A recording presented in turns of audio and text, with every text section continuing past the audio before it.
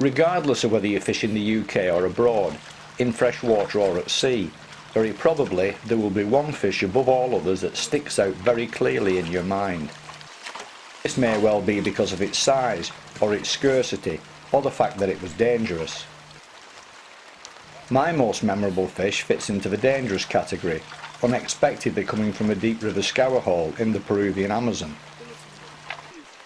We were standing mid-river on the lip of the hole, casting fish baits into it in the hope of catching pacu. Pacu are a species of giant piranha which fight harder than any other freshwater species I have yet come across.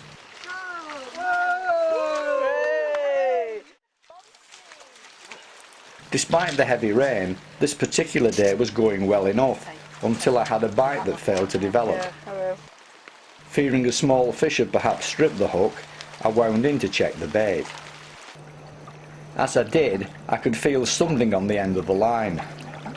At first I thought it was weed, but when it hit surface several yards out, its long yellow and green shape had me thinking perhaps it was a snake. The guides, on the other hand, knew exactly what it was and were off, leaving me stood knee-deep in the water, attached to a sizable electric eel. These fish can belt out over 600 volts at 1 amp, which I'm told is more than enough to put a grown man on his back. Fortunately for me, it had probably discharged most of its electricity out in deep water when it first realised it was in trouble. Yeah, we got an electric eel. The following morning we had another one, but this time from the boat. The strange thing about these fish is that they aren't actually eels.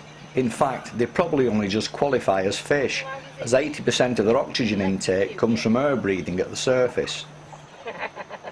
With around 4/5 of the body given over to generating and storing electricity, electric eels are little more than a living battery.